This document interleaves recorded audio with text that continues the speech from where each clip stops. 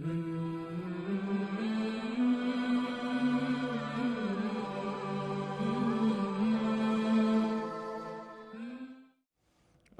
باللہ من الشیطان الرجیم بسم اللہ الرحمن الرحیم انا اعطیناک الکوثر فصل لربک وانحر ان شانئک هو الابتر۔ سورت کا نام سورۃ الکوثر ہے، اور یہ سورت مکی سورت ہے، یعنی ہجرت سے پہلے نازل ہوئی، اور اس سورت میں بیان ہے کہ کامیابی کا ایک اصول ہے قربانی۔ اللہ جل جلالہ ان لوگوں کو کامیاب کرتے ہیں کہ جو قربانی کے لیے تیار ہوتے۔ ایک اللہ سے تعلق ہے، نمبر 2 قربانی۔ اس صورت میں اس بات کا بیان ہے، انا اعطیناک الکوثر، بے شک ہم نے آپ کو دیا کوثر۔ کوثر سے کیا مراد ہے؟ عام طور پر مشہور یہ ہے کہ حوض کوثر، لیکن حوض کوثر اس کا ایک معنی ہے، اس کی بہت ساری تفسیریں ہیں، لیکن سب سے جامع تفسیر یہ ہے کہ کوثر سے مراد خیر کثیر ہے۔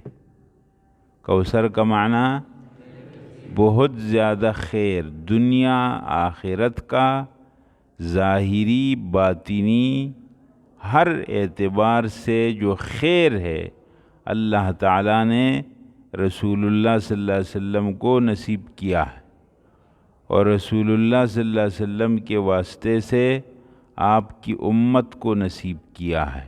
کوثر کے اندر وہ سب داخل، اس میں حوض کوثر بھی داخل ہے، جو آخرت کے اندر ایک حوض ہے، جو اصل میں جنت کی ایک نہر ہے، اور میدان محشر کے اندر ایک تالاب اور حوض کی شکل میں۔ رسول اللہ صلی اللہ علیہ وسلم نے اپنے صحابہ کو بتایا کہ میں کہاں ملوں گا آپ لوگوں کو، میزان کے پاس ملوں گا، حوض کوثر کے پاس ملوں گا، پل صراط کے پاس ملوں گا۔ یہ جگہ ہیں میدان محشر کی، اس میں ایک جگہ ہے حوض کوثر۔ رسول اللہ صلی اللہ علیہ وسلم نے فرمایا کہ یہ ایک نہر ہے، اور جو اس کا پانی پیے گا تو جنت میں داخل ہونے تک اس کو پھر پیاس نہیں لگے گی۔ سمجھ آ گئی؟ رسول اللہ صلی اللہ علیہ وسلم سے صحابہ نے پوچھا ہے کہ یا رسول اللہ، آپ اپنی امت کے لوگوں کو کس طرح پہچانیں گے؟ اس لیے کہ میدان محشر میں حضرت آدم علیہ السلام سے لے کر رسول اللہ صلی اللہ علیہ وسلم کی امت قیامت تک کا سب لوگ جمع ہیں، تو آپ کو کیسے معلوم ہوگا کہ آپ کی امت کا ہے؟ فرمایا میں ان کو وضو کے اعضاء سے پہچانوں گا۔ جو لوگ نماز پڑھتے ہیں اور وضو کرتے ہیں، ان کے جو اعضاء وضو ہیں، مثلا ان کا چہرہ ہے، ان کے ہاتھ ہیں، ان کے پیر ہیں، یہ اعضاء چمک کریں گے، اور میں اس میدان محشر کے اندر اعضاء وضو کی چمک سے اپنی امت کو پہچانوں۔ سمجھ میں آ گئی؟ تو کتنی بڑی فضیلت ہے نماز کی اور وضو کی، اور نماز کا اہتمام کتنا اہم ہو گیا۔ اسی لیے تو صحابہ کرام کہتے ہیں کہ ہمارے زمانے میں نماز کے چھوڑنے کو ہم لوگ تقریباً کفر سمجھتے تھے۔ ہم یہ سمجھتے تھے کہ مسلمان آدمی ہو کر نماز چھوڑ دے، اس کا ہمارے پاس تصور نہیں تھا، اور کوئی آدمی مسلمان ہو کر جماعت کی نماز میں شریک نہ ہو جائے، ایسا بھی نہیں تھا۔ اس لیے جماعت کی نماز سے پیچھے رہنے والے لوگ 2 قسم کے لوگ ہوتے تھے، یا تو وہ اتنا بیمار کہ سہارے پر بھی چل کر نہ آ سکے، اور یا وہ آدمی جس کا منافق ہونا سب کو معلوم۔ اس کے علاوہ تیسرا کوئی آدمی نہیں تھا جو جماعت کی نماز میں مسلمان بھی ہے، بیمار بھی نہیں ہے، نفاق بھی اس کا نہیں ہے، اور پھر بھی جماعت میں نہیں ہے، ایسا پوری آبادی میں نہیں تھا کوئی بھی۔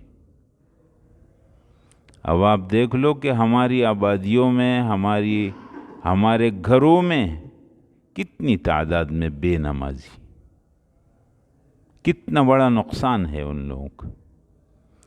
اسی لیے تو قرآن کریم میں ایک دوسری جگہ میں فرمایا کہ قیامت کے دن اللہ جل جلالہ کی تجلی ہوگی، یوم یکشف عن ساق، ساق کی تجلی ہوگی اور سب لوگ سجدے میں گر جائیں گے، لیکن کچھ لوگ سجدہ کرنا چاہیں گے بھی تو نہیں کر سکیں گے، اس وجہ سے کہ ان کو دنیا کے اندر سجدے کی طرف بلایا جاتا تھا اور یہ لوگ نہیں سجدہ کرتے تھے۔ تو کوثر کا معنی تو ہو گیا خیر کثیر، ہر قسم کا خیر اللہ تعالیٰ نے رسول اللہ صلی اللہ علیہ وسلم کو نصیب کیا ہے، اور آپ علیہ السلام کی اتباع میں اللہ اس امت کو ہر قسم کا خیر نصیب کریں گے۔ سمجھ گئے؟ اب کرنے کا کام کیا ہے؟ اللہ کا انعام ہو گیا، سورت میں بیان ہے فَصَلِّ لِرَبِّكَ، اپنے رب کو راضی کرنے کے لیے نماز پڑھو۔ پچھلی صورت میں بیان کیا کچھ لوگ دکھاوے کے لیے پڑھتے ہیں، وہ نہیں، نماز پڑھو تو کس لیے؟ رب کو راضی کرنے کے لیے، ربک، رب کی رضا کے لیے نماز پڑھو۔ وانحر، اور قربانی کرو۔ سمجھ گئے نا؟ تو دو باتیں اس صورت میں معلوم ہو گئیں۔ ایک بات ہو گئی نماز پڑھو، اللہ سے اپنا تعلق ٹھیک کرو۔ اللہ سے تعلق ٹھیک کرنے کا بہترین طریقہ نماز۔ اپنی نماز ٹھیک کرو، پوری زندگی پر اس کا اثر پڑے گا۔ وقت کے ساتھ نماز پڑھو، اطمینان کے ساتھ نماز پڑھو، پوری طہارت کے ساتھ نماز پڑھو۔ جب نماز پڑھنے لگو تو پورے اہتمام سے وضو کرو، ظاہر کو پاک کرو گے، باطن پر اس کا اثر پڑے گا۔ اور جب نماز اطمینان سے پڑھو، جلدی جلدی جان چھوڑانے کے لیے مت کرو۔ اللہ جل جلالہ سے تمہاری ملاقات ہے، ڈائریکٹ ملاقات۔ کلمات پڑھو، اللہ کے سامنے تعریف ہے، سبحانک، اے اللہ آپ کی ذات پاک ہے، وبحمدک، سب تعریفیں آپ کے لیے، اللہ سے بات چیت ہو رہی۔ وتبارک اسمک، آپ کا نام تو بڑا مبارک ہے، وتعالی جدک، آپ کی شان بہت اونچی ہے اے اللہ۔ ولا الہ غیرک، آپ کے سوا کوئی معبود نہیں ہے اس دنیا میں۔ کتنا اس آدمی کی باتیں تو سنو، نماز کے کلمات پر تو غور کرو، پرواز کتنی اونچی ہو گئی۔ اعوذ باللہ من الشیطان الرجیم، شیطان مردود جو میرے پیچھے لگا ہوا ہے، اللہ آپ کی پناہ میں آنا چاہتا ہوں۔ بسم اللہ الرحمن الرحیم، اس اللہ کے نام سے جو انتہائی رحم کرنے والا اور رحیم ہے۔ تمام تعریفیں اللہ کے لیے۔ دیکھو اللہ سے وہ اچھی چل رہی، ایک ایک کلمہ کتنا وزنی کلمہ ہے، اور اس ایک ایک کلمے سے آدمی کے باطن پر اور آدمی کے قلب پر اس کا کیا اثر ہوتا ہے۔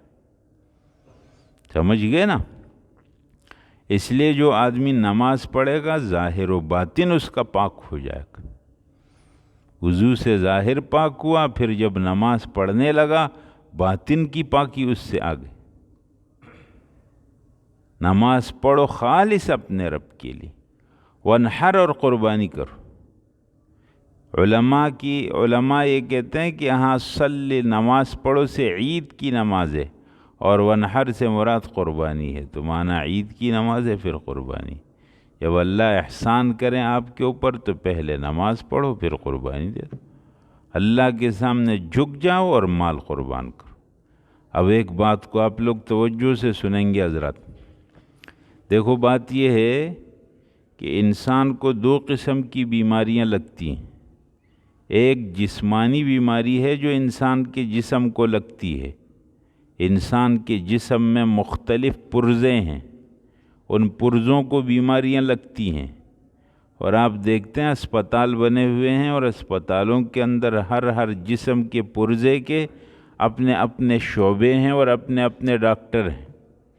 یہ آنکھوں کا ہے، یہ کانوں کا ہے، یہ گلے کا ہے، یہ سر کا ہے، دماغ کا ہے، یہ دل کا ہے، یہ معدے کا ہے، اور یہ فلانا یہ فلانا، سب اعضاء. یہ سب جسمانی بیماریوں کا علاج ہے.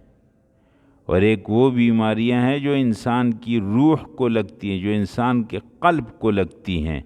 مثلاً انسان کے دل میں شک کی بیماری پیدا ہو، انسان کے دل میں کفر پیدا ہو جائے، انسان کے دل میں گناہوں کا شوق پیدا ہو جائے، انسان کے دل میں تکبر پیدا ہو جائے، انسان کے دل میں بخل پیدا ہو جائے، انسان کے دل میں بزدلی پیدا ہو جائے، انسان کے دل میں ریاکاری پیدا ہو جائے، انسان کے دل میں حسد اور کینہ پیدا ہو جائے.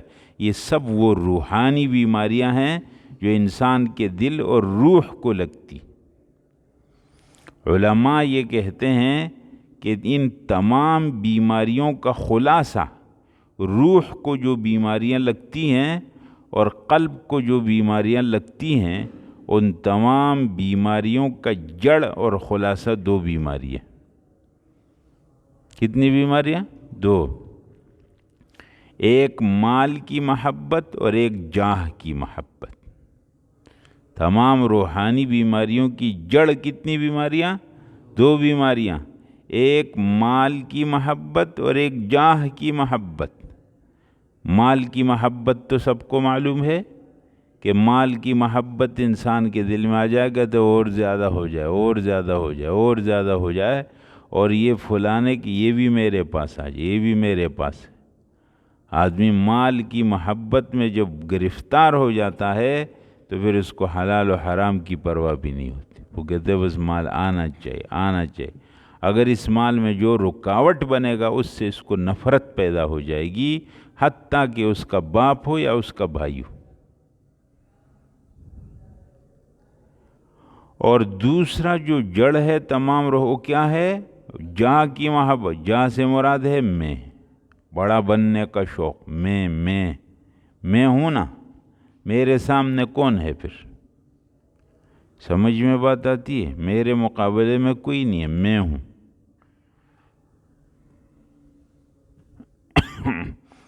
اور جو میرے مقابلے میں آئے گا اس کو ختم ہونا چاہیے، اس کو ذلیل ہونا چاہیے. عزت صرف میرے لیے. اگر میرے مقابلے میں عزت کے لیے آئے گا کوئی، مجھ سے جو ہو سکے گا اس کو ذلیل کرنے کی کوشش کروں گا، کیوں عزت میرا حق ہے، کسی اور کا حق نہیں. جب میں چلنے لگوں تو اور لوگوں کو رک جانا چاہیے. جب میں کہیں پر ہوں تو اور لوگوں کو ہٹ جانا چاہیے. صرف میرا ذکر ہونا چاہیے، کسی اور کا ذکر نہیں ہونا چاہیے. جب میں چلوں تو لوگ میری طرف اشارہ کریں. جب میں کوئی بات کروں تو اس کی مخالفت کوئی نہ کرے، کوئی کرے تو بہت غلط کام ہوگا. لوگوں کو میرے حوالے سے بہت سمجھدار ہونا چاہیے کہ ان کو کیا کرنا چاہیے.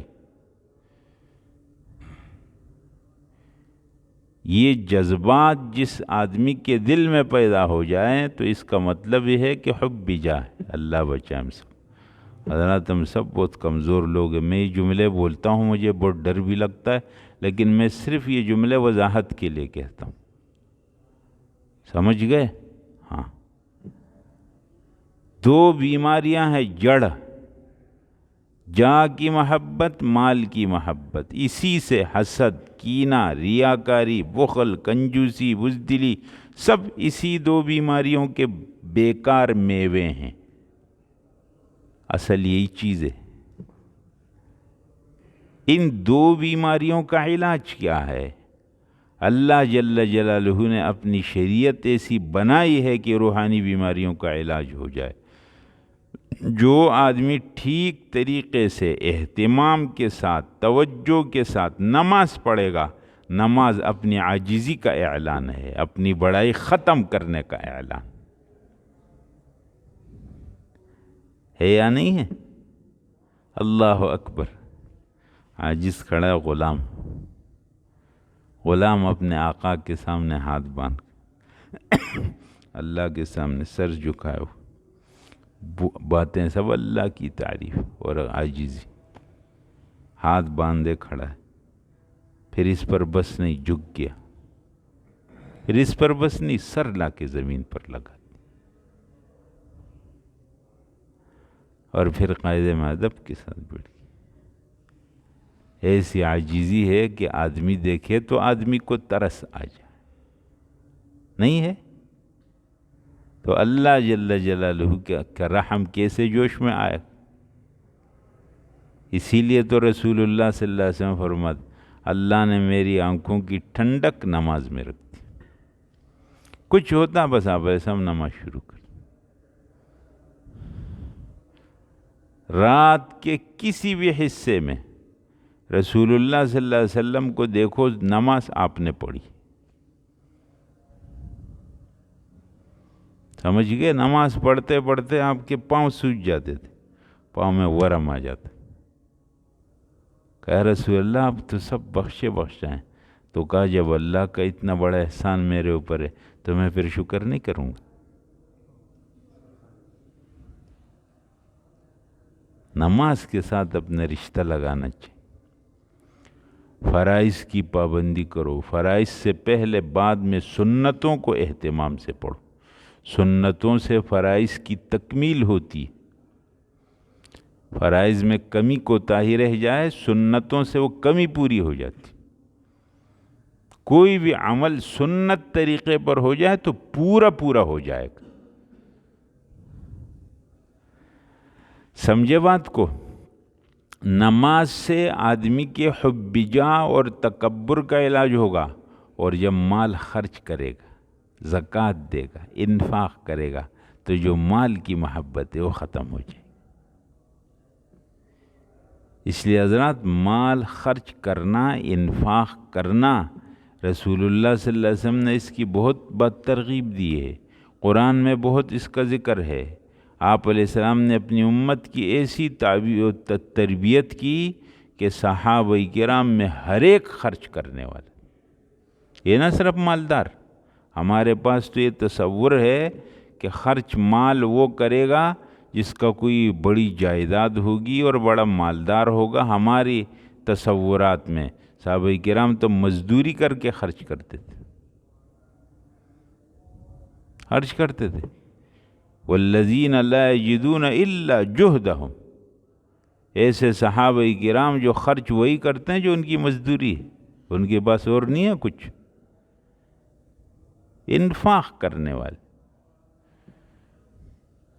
جو آدمی اپنی نماز ٹھیک کرے گا اور جس آدمی کو خرچ کرنے کی، دیکھو ایک بات سمجھ لو اچھی طرح، خرچ کرنے کے اندر شان و شوکت کی ضرورت نہیں ہے، اللہ جل جلالہ کو ہمارے پیسوں کی کوئی ضرورت نہیں ہے۔ یہ نہیں ہوگا کہ آدمی 1000 روپیہ خرچ کرے گا، 10,000 خرچ کرے گا، 50,000 خرچ کرے گا تب تو کاجا خرچہ کیا، اور اگر کسی آدمی نے 1 روپیہ دیو کہا نہیں کیا خرچ ہے تو غریب شرماتا ہے، کروں یا نہ کروں، کیا فائدہ ہوگا؟ نہ، اللہ کے نزدیک کیا فرق ہے 1 روپے میں اور 1,00,000 روپے میں؟ شاید کہ غریب کا 1 روپیہ مالدار کے 1,00,000 روپے پر بھاری ہو جائے، اس سے شرمانے کی کوئی ضرورت نہیں ہے، اپنی بساط اور طاقت کے خرچ کرو، ہر آدمی امت کا خرچ کرے۔ روٹی پکاتے ہو اپنے گھر میں، آپ کے گھر میں مثلاً 5 افراد ہے اور آپ لوگ مثلاً 10 روٹیاں بناتے ہیں، 11 بنا لو، یہ 1 روٹی غریب کو دے، اپنے پڑوس میں جا کے 1 روٹی ان کو دے، خرچ کرنے کی عادت ڈالو۔ اپنے گھر میں سالن بنا دیا، 1 پلیٹ اٹھا کر کے پڑوس والوں کو اسی نیت سے دے دو کہ اللہ میرے دل کے اندر بخل کی وہ بیکار بیماری پڑی ہے جو میرے دل کو گندا کر دیتی ہے، اللہ اس لیے دے رہا ہوں، بہت کمزور ہوں، کہ آپ اس کو قبول کریں گے اور اس کی برکت سے میرے دل کو اس گندگی سے پاک کر دیں۔ انفاق کی عادت ڈالو، اپنے آپ پر محنت کرنی ہے، اپنے آپ کو بنانا ہے۔ فصل لربک، نماز پڑھو اپنے رب کی رضا کے لیے، اہتمام سے پڑھو۔ اذان سنو بس چھوڑ دو اپنا کام، دکانیں بند کر دو، کسی اور کام میں لگ بند کر دو، اس لیے کہ اللہ جل جلالہ کے منادی نے تم کو آواز دے دی ہے۔ جاؤ ابھی بند کرو، نماز پڑھو، اطمینان سے جو نماز پڑھ کر کے آ جاؤ، پھر شروع کرو اور خرچ کرو۔ فَصَلِّ لِرَبِّكَ، نماز پڑھو اپنے رب کی رضا کے لیے، وَانْحَرْ، اور قربانی کرو۔ إِنَّ شَانِئَكَ هُوَ الْأَبْتَرُ، بے شک تیرا دشمن ہی اس کا نام و نشان مٹ جائے گا۔ ایک کافر نے رسول اللہ صلی اللہ علیہ وسلم کو جب آپ کے ایک بیٹے کا انتقال ہوا تو اس نے کہا کہ اس کے نسل تو ختم ہو جائے گی، اس کی نسل ویسے ختم ہو۔ اللہ نے فرمایا کہ تیرا جو دشمن ہے اس کی نسل ختم ہو جائے گی۔ رسول اللہ صلی اللہ علیہ وسلم تو آج تک باقی، سمجھ گئے نا؟ تو یہ سورۃ الکوثر ہے حضرت۔ اس سورت کے اندر بیان کس بات کا ہے کہ قربانی کے لیے کتنے اصول ہے؟ 2، ایک اللہ سے تعلق، اور نمبر 2 قربانی۔